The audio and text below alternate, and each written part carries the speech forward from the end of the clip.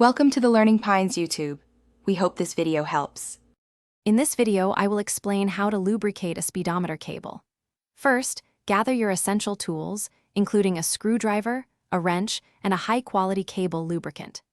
Next, locate the speedometer cable, which typically connects to the transmission at one end and the back of your dashboard's speedometer at the other.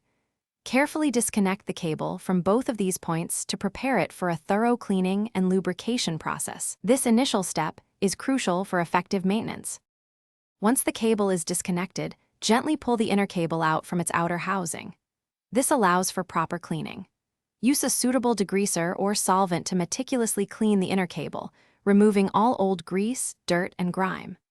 After cleaning, take a moment to carefully inspect the entire length of the inner cable for any signs of wear, such as fraying, kinks, or damage, which could indicate a need for replacement. Now, it's time for lubrication. Apply a thin, even coat of a specialized speedometer cable lubricant along the entire length of the inner cable. Avoid overapplying, as too much lubricant can attract dirt. Slowly and carefully reinsert the lubricated inner cable back into its outer housing. As you push it through, ensure the lubricant spreads evenly, coating the inside of the housing and providing smooth, friction-free operation for many thousands of miles.